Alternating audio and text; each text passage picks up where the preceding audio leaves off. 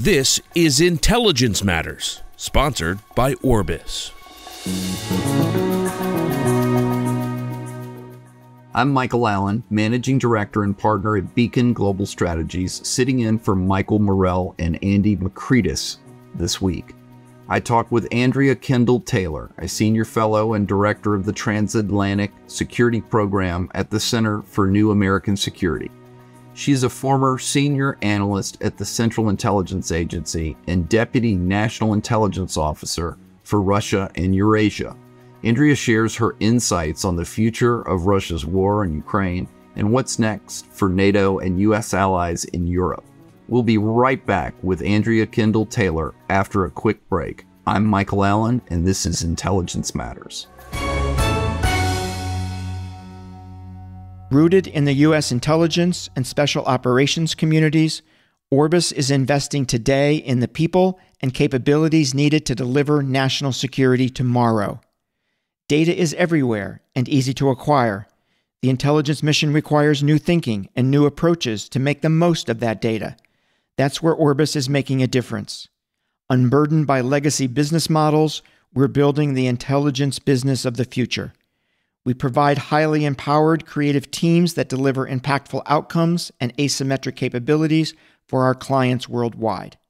If you're looking for a strategic ally with experience navigating the complexities of the modern information environment, or if you envision contributing your unique experiences to elevate global security, then we're ready for you. Connect with us at intelligencematters@orbis.com. That's intelligencematters@orbis.com. Uncover the extraordinary with Orbis. Andrea, thanks so much for joining in Intelligence Matters. You've been a frequent guest of Michael Morrell, and so glad today to be able to quiz you about the war between Russia and Ukraine. First of all, let me jump right in. We've just had an enormous piece of news yesterday. President Biden has decided that he is not going to seek re-election. Is there anything that you've been able to discern about Vice President Harris's position on Russia and Ukraine that might give some insights as to the attitude she would take were she elected president? Well, I think she would largely continue with the path that President Biden has taken. I think especially on this issue, she does seem to have the same kind of transatlantic spirit that President Biden does. She's been to the Munich Security Conference. She gave a major speech in Europe earlier on in the war. And by all accounts and from the statements that she made, she seems to be an ardent supporter of Ukraine and to recognize the importance of Ukraine for, I would say, the future of the global order. I think sees winning in Ukraine as an important deterrent to what China is doing and its increasingly assertive posture on the global stage. So I think my assumption at this early day, without kind of having her made major statements on this issue, because it is notable that she certainly hasn't been the lead on foreign policy issues. And so, we certainly have only a very limited window into her views. But from everything that I've seen and observed, she does seem to be a transatlanticist, to recognize the importance of Ukraine, and I think would remain an ardent supporter of Kyiv. Okay, great. That's terrific. You're right. She has definitely gone to the Munich Security Conference at least once, maybe even twice. Let's zoom back the lens a little bit. Since you were on the podcast last year, finally, the Congress has passed the Ukraine supplemental. It seems as if the Ukrainians are doing a little bit better in recent months. It may be that the Russian advance at Kharkiv has stalled. There are other examples, of course, where the Ukrainians have done a terrific job blowing up Russian naval ships in the Black Sea. I wonder if you might give us just sort of the state of play. Where do you think we are in the war right now? Well, I think it's certainly better today than it was several months ago in the winter and in the spring. You're right that Russia made a major push around Kharkiv, and they had some success early on in terms of taking new territory. It seems their objective there, according to Putin, is to really create a buffer zone for Russia between Ukraine and its ability to strike into Russian territory. But I think the perhaps the more important goal was to force Ukraine to redeploy troops, to shift forces from other parts of the front to create vulnerabilities that Russia could then exploit. There does seem to be some increased activity now in Donetsk, where Russia may be able to take at least advantage to some degree of those redeployments. But I think the moral of the story for me at this point is things have gotten much better for Ukraine than they appeared to be earlier this year.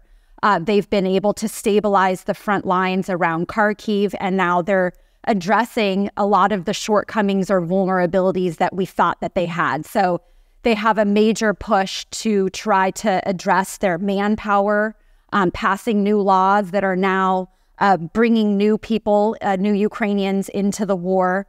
They're rapidly building up fortifications, and because of the supplemental and some other changes, the munitions picture isn't as bad as it was before. So things are better than they were, but we know that the rest of this year will remain a challenge for Ukraine, and it is really crucially important that they continue to be able to hold that front line in the hopes that then in 2025 they may be able to apply more pressure on Moscow. So I've heard this from a lot of experts. So it seems like 2024, most people agree, as you describe, it's sort of a holding pattern, push back the Russians, certainly no counteroffensive in 2024 like in 2023. Looking back, what were the lessons of the, I guess it's fair to say, failed counteroffensive in 2023, and how might that shape what they do in 2025?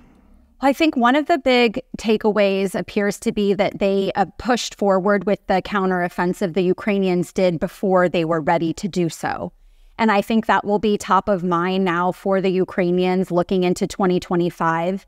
So they have a lot of difficult tasks. So they're going to have to address the manpower issue, as I said, and they seem to be doing that, although it's a little bit difficult to know the exact numbers that they've been able to mobilize.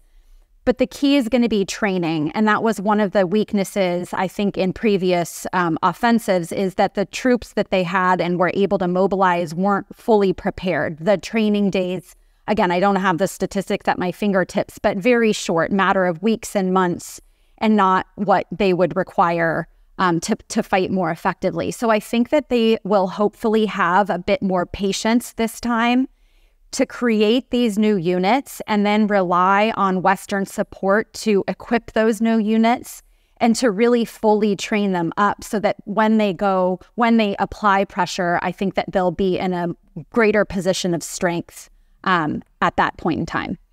Can I just ask you on training? We've heard so much about the necessity of NATO to get more involved in training. Do you think we should look to a period which maybe it's the French or other NATO allies that will train Ukrainians inside of Ukraine? I think that's something that seems increasingly plausible to me. And you certainly had President Macron, of course, he's now a bit diminished in terms of his leadership, given what's happening in his domestic politics, but was really talking about putting European and including French troops on the ground in Ukraine. I think it would be more in this kind of training role, not people fighting the war, but doing repairs on equipment and certainly doing the training.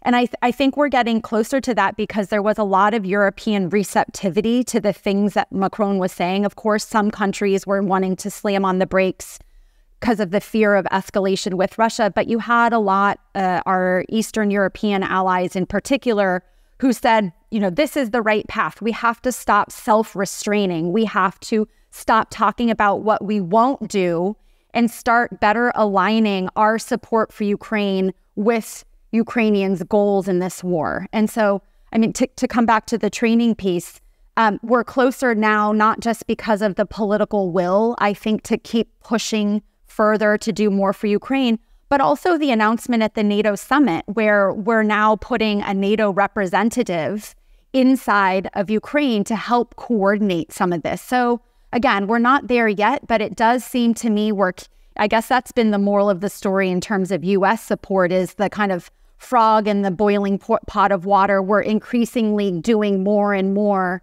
And so I think it is plausible to me that at some point, at least some of our European allies could take that step. Before we go to the NATO summit and later to Russia's capabilities, let me follow up with you just here. Obviously, the Ukrainians need equipment going well into next year, and there's a big question mark about Donald Trump. But putting that aside, they need assistance economically to keep their economy going. They need more and more equipment. They need training. Is there anything else that is right at the top of your list that the West needs to help Ukraine with in order for them to survive? I think it's still on the military assistance piece. That's first and foremost the air defenses. And again, we saw the announcement at the NATO summit about providing additional Patriot batteries.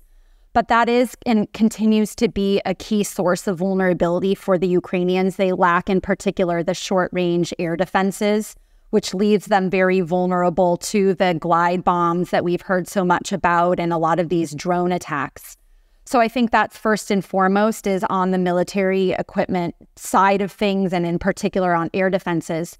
The second piece is the restrictions on Ukraine's ability to use U.S. systems to fire into Russia.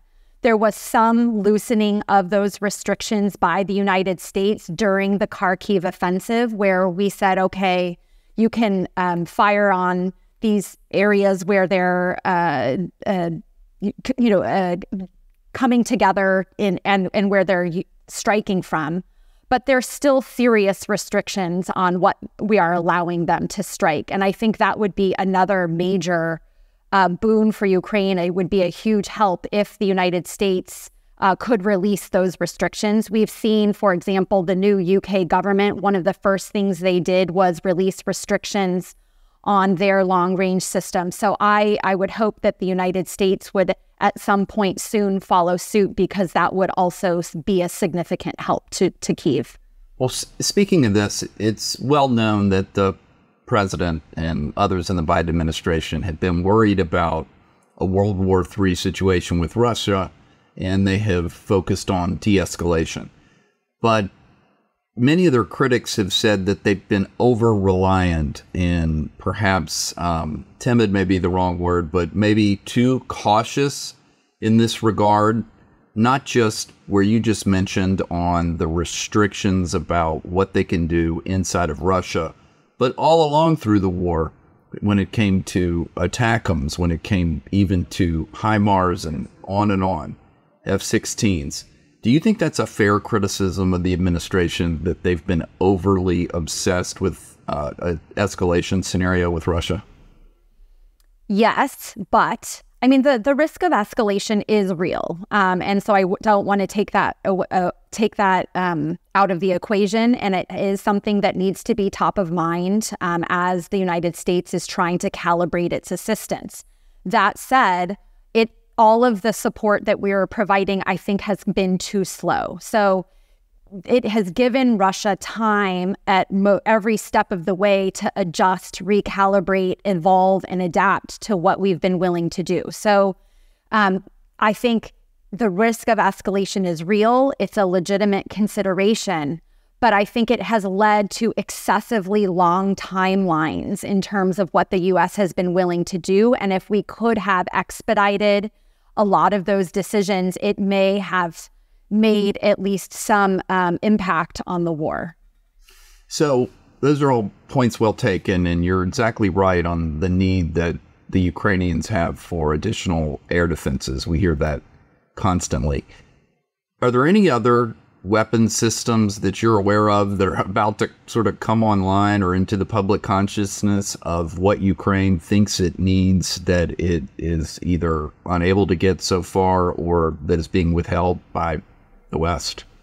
Well, I mean, the fighter jets has been another one. And again, at the NATO summit, there was an announcement about the F-18s. I'm not sure when those will come online or kind of be deployed in a significant or meaningful way in the fight, but that is something to keep an eye on.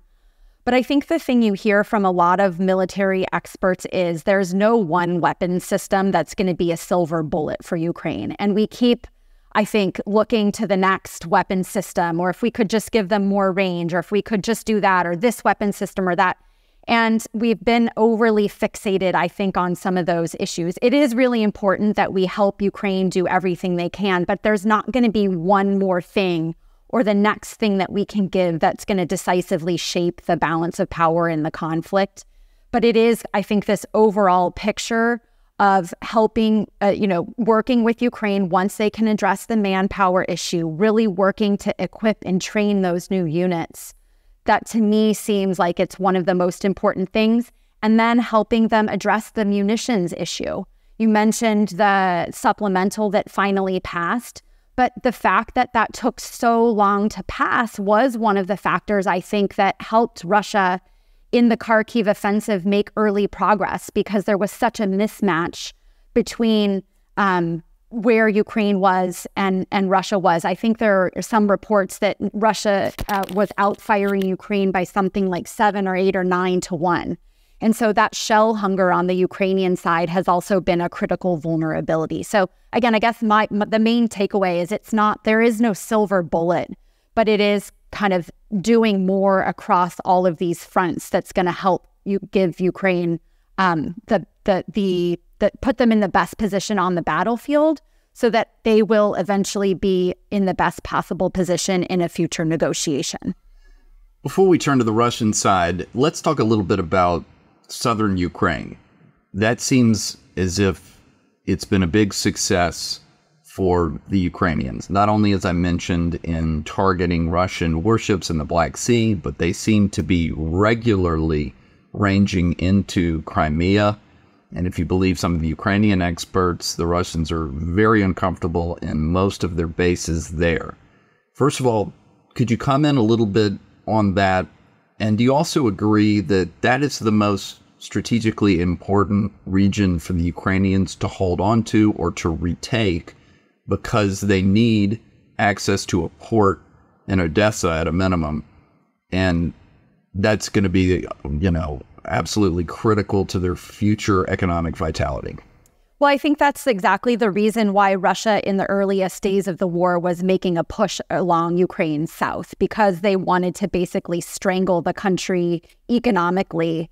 And if you cut off Ukraine's access to the sea, for all the reasons that you just said, they wouldn't be able to export grain and other things. I think it would economically make Ukraine a less viable country. It could, over time, strangle them economically. And so it is crucially important, and that's why you've seen Ukraine, I think, defend so valiantly the territory to the south. And you're right, these strikes into Crimea that are disrupting the logistics lines, supply chains, the bases from which Russia is using to strike into Ukraine's south. They have made a very concerted effort to go into that Crimean territory. And I think it is really one of the overshadowed successes that Ukraine is having. Again, all of the things that you said are exactly spot on. Ukraine has had quite a lot of success in Crimea and in the Black Sea. And that has, I think, given it a longer lease on life in terms of its economic vitality and viability going forward. And it's a story that's been largely untold, because we need to point out that even though the Russians occasionally have success, the Ukrainians do perform quite well in a variety of different theaters, if you will. You mentioned the NATO summit. You're right. There were numerous really good things that occurred for the Ukrainians there, but they were unsuccessful in receiving an invitation to join NATO. Where are you on this? Was it ever a realistic possibility? And do you think that ultimately we're going to need to have Ukraine inside of NATO to ensure that Vladimir Putin, or maybe a similar successor, doesn't try to go in again and invade them down the road?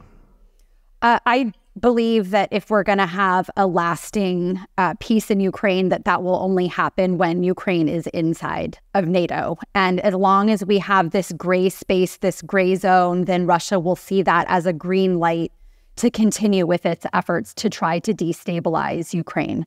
So I do think that it is critically important that at some point in the future, Ukraine is offered membership.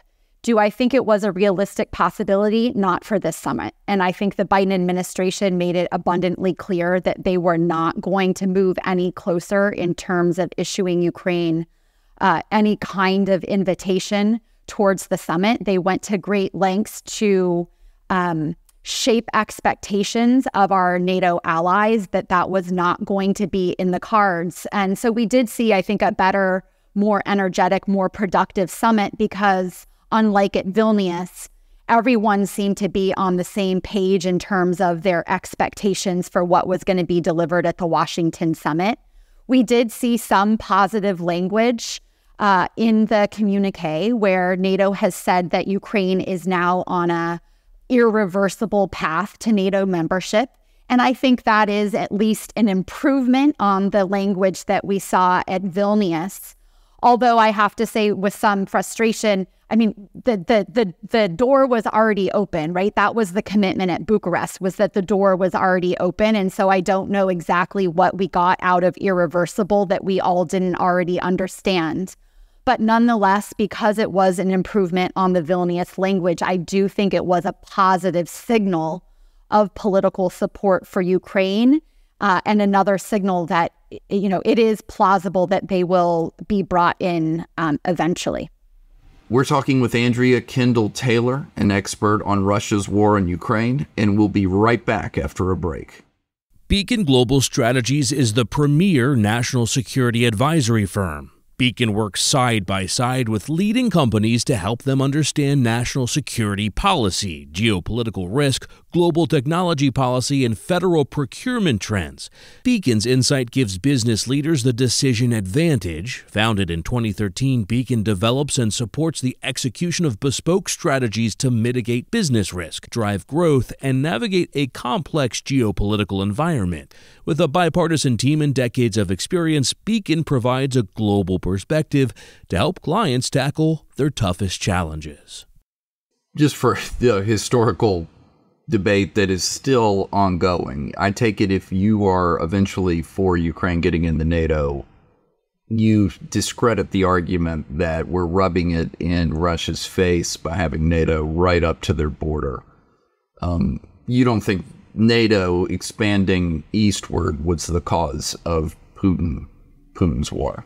No, I don't. I mean, I think that it's just something that Putin instrumentalizes, and you can look to Sweden and Finland, for example, in their admission into NATO, and the fact that even despite the fact that they're NATO members, that Russia has essentially no troops on those borders because they're all deployed from Ukraine. I don't think that Putin or the Kremlin realistically believes that NATO is a threat to Russian security.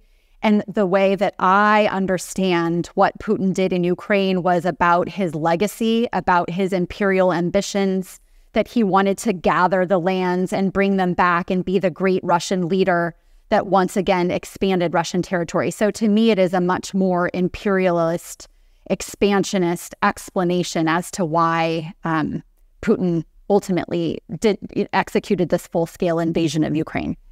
So let's talk a little bit about Russia. So since the beginning of the war, there's been an assumption that the longer the war goes on, the more it benefits Russia because they have more troops and more equipment, and maybe they're less sensitive about losing troops. I've seen new statistics that say Ukraine is imposing a 6-to-1 loss ratio on Russian military personnel. Could you talk sort of structurally of where is Russia right now? How long can they go forward? And are they benefited the longer the war goes on?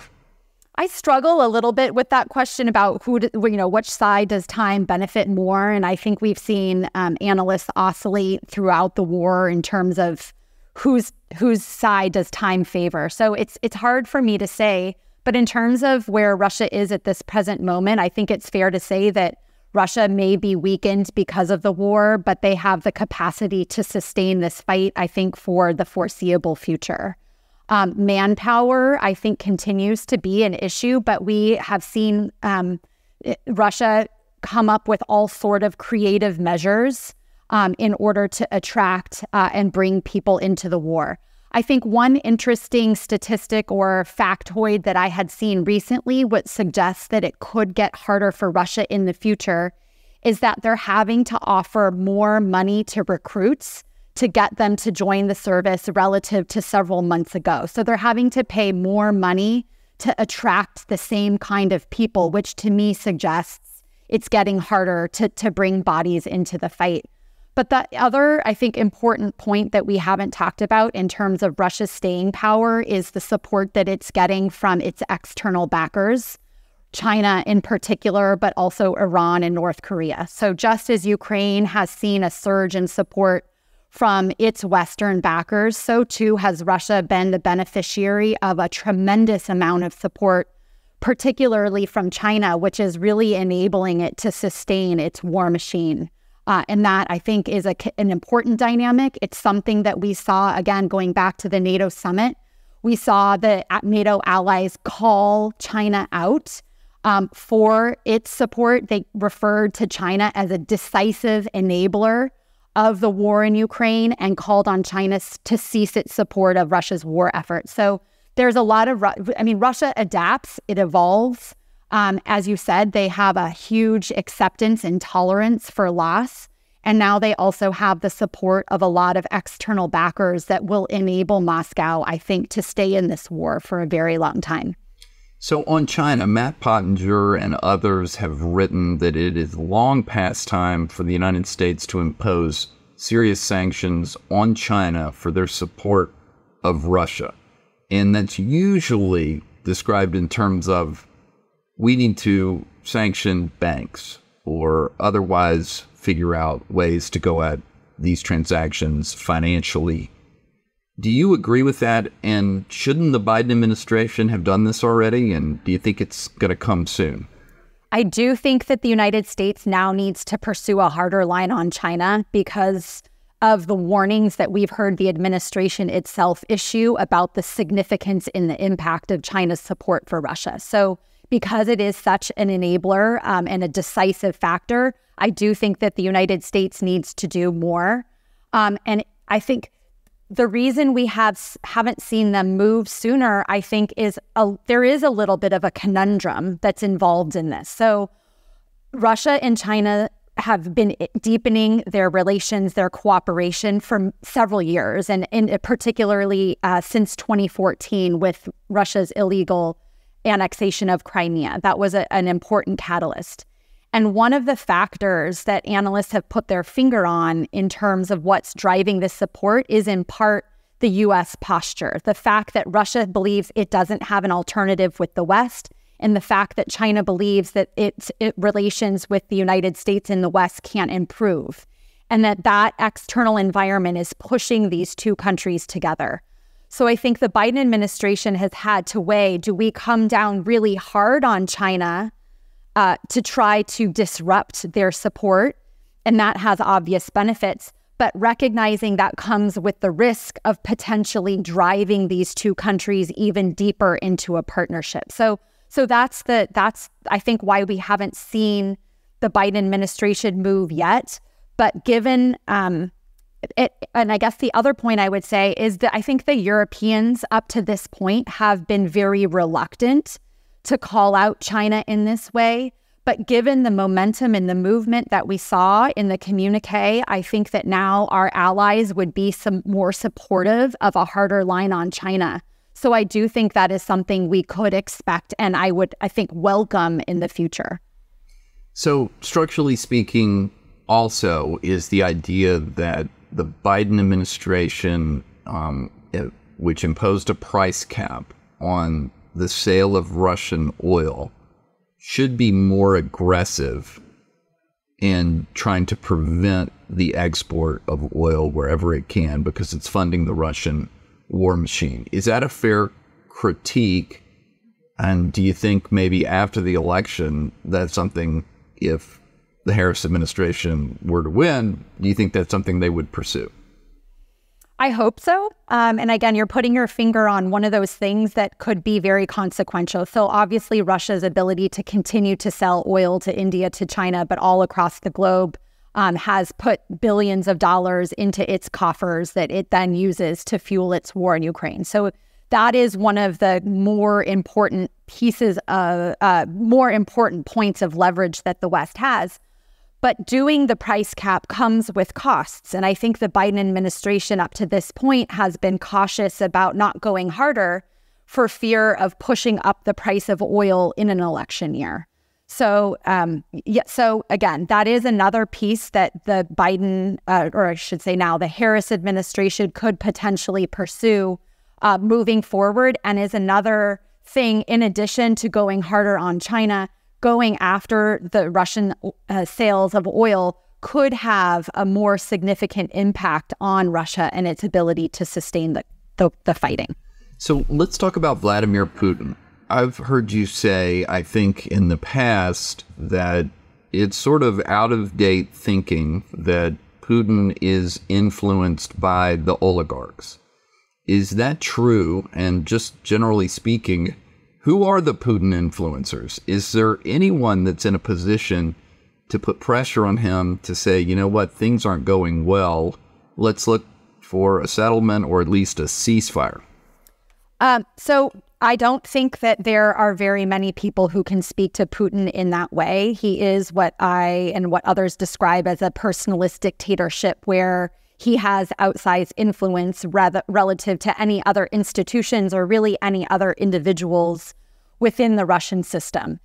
Most people within the system are loath to tell Putin things that might conflict with his worldview or his understanding of how things go, because it's not politically useful for them to do so. And so he ends up with a bunch of yes men and loyalists who kind of just tell the boss what they want to hear, because that's the only way you really can survive, I think, today in Putin's Russia. That has been a dynamic that has been present for a long time in Russia. I think it's one of the key dynamics that explains why Putin was willing to invade Ukraine in the first place. I don't think he actually had an unvarnished picture of what was happening in Ukraine, how the West would respond, etc., because he wasn't getting unvarnished and accurate information. I think that problem has worsened since the invasion, and even more individuals have been sidelined. So no, I don't really think that there's anyone who could tell Putin anything that really conflicts in a significant way with his understanding of the way that things are going. But I would push back on your comment about anyone telling him that things aren't going well, because I think from Putin's perspective and from many in the elite that things aren't going all that badly. That they are now making another push to control all of the Donbass. And as you said earlier, it is coming with great significant cost to Russian lives and other things, but that seems to be a sacrifice that many Russians appear to support. And in terms of the costs or the isolation on the global stage, they have these deepening relations with China. They had the meeting with Xi. He's welcomed and doesn't experience the pushback from large swaths of the globe. Obviously, the United States and its allies have worked very hard to isolate and increase the cost to Russia, but that's not true across broad swaths of the globe. You can look at what's happening, I think, in Russia's near abroad. The Georgian Dream Party is moving closer to Russia. Russia's working very hard to destabilize Moldova's pro-Western trajectory. They've increased their influence in Belarus. I think so. In some ways, I don't think that, in many ways, I think that Putin believes that this actually is going quite well for Russia. And I would assume that at least some people around him would see things similarly. You mentioned the Donbass. What do you think Putin's war aims are at this time? Is there some magic to where he feels like he needs to go westward in order to say, you know what, I've gotten the lion's share of what I wanted in the Donbass? Does he also feel like he needs to make any progress in the south? What are his, let's call it, minimalist war aims at this point? I think the minimalist war aims are focused exclusively on trying to seize the rest of the Donbass. And so if you go back and remember that Russia illegally annexed several of the territories, Donetsk, Luhansk, and others, even though Russia doesn't physically control all of those territories. So I think at this point, the minimal objective is to go back and seize and officially hold and control the territories that they've illegally annexed. And so for him, that's what I think this latest push in Donetsk is about. He needs to be able to go now and control the largest cities in those regions, like Slavyansk and Kramatorsk and others. And so I think for now, for the time being, that's what the minimalist aims are. And I don't see him making any big push or forays into Ukraine South.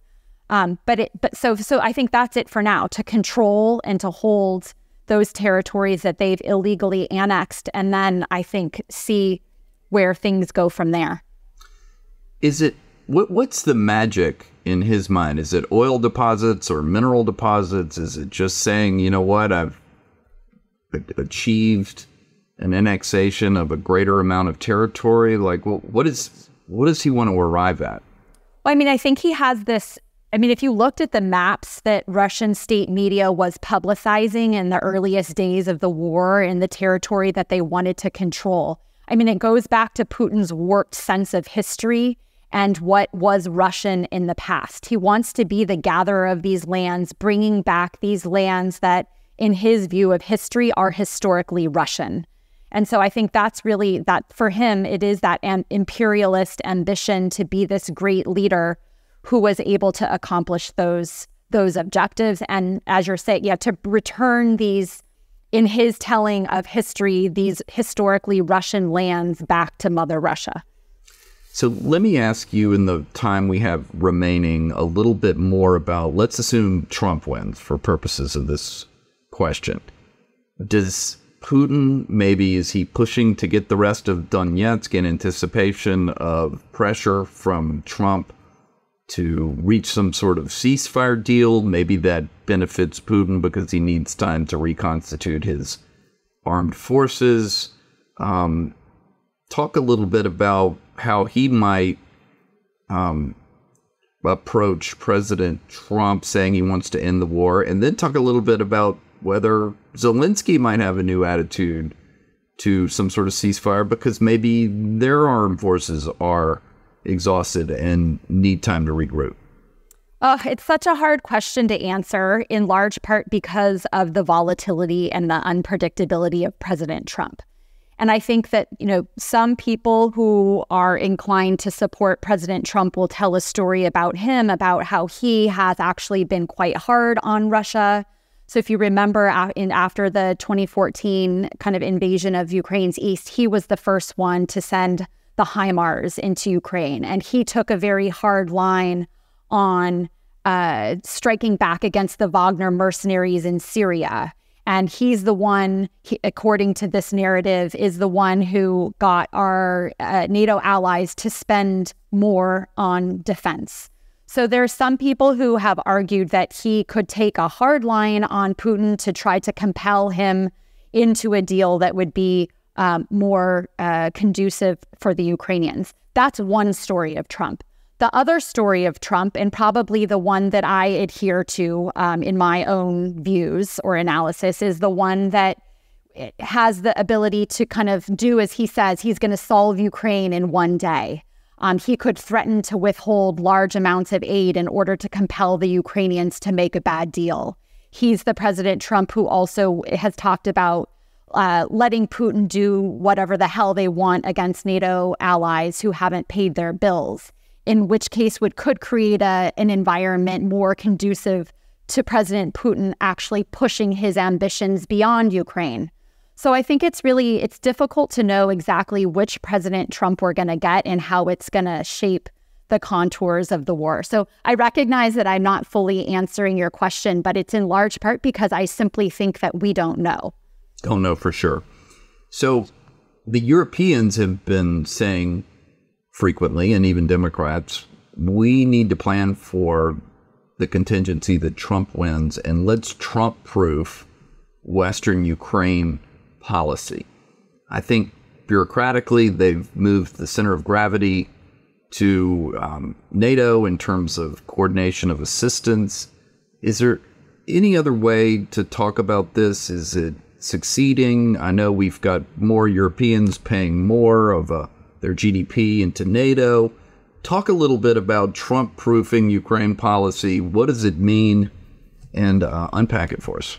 Well, I think you've touched on a lot of the important points. So there were several important announcements at the summit in terms of NATO playing a larger role in supporting Ukraine. So they've created a new alliance command that's based in Germany, and that's where NATO will play a larger role in the Ukraine contact group and coordinating all of the military aid and assistance that goes to Ukraine.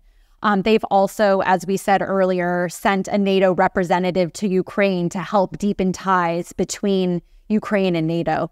So I think these are all positive developments. I think the largest motivator or the biggest push to do these things was the prospect of a return of President Trump to the White House. But it's still not, regardless of why it's happened, I still think it's a very positive role for NATO to take on a larger role, in large part because, yes, it is about President Trump, but I think Europeans also recognize that there's a larger trend playing out in the United States where they're observing a greater isolationist strand running throughout the United States in our population. I think they recognize that President Biden might be the last kind of great transatlanticist who really sees the importance of such strong ties between the United States and Europe. So it's about Trump, but I also think it's about a United States that does need to increasingly pivot, which maybe I shouldn't use that word, but to the Indo-Pacific, recognizing that the United States has said that China is its most significant competitor and adversary. The United States will have to do more in the Indo-Pacific, and for that reason, the Europeans have to stand up and play a greater role in Europe and do more to provide for their own security and defense. I think it's just the nature of the world that we face. It is notable that in the communique and at the NATO summit, there was a lot of discussion amongst our allies about how the world has fundamentally changed in the aftermath of Putin's invasion, in large part because it's Russia deepening its relations with China, Iran, and North Korea, that the global revisionists and the global authoritarians are increasingly coordinating and cooperating. And in that world, the United States cannot go it alone. We need a stronger European pillar within NATO in order to address the threats that we now face in this world.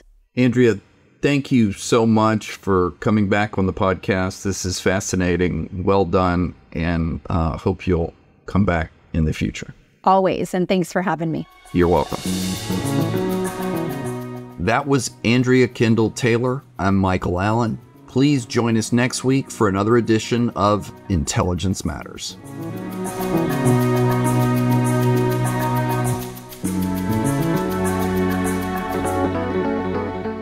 Intelligence Matters is produced by Steve Dorsey with assistance from Ashley Berry and Sophia Rubin. Intelligence Matters is a production of Beacon Global Strategies.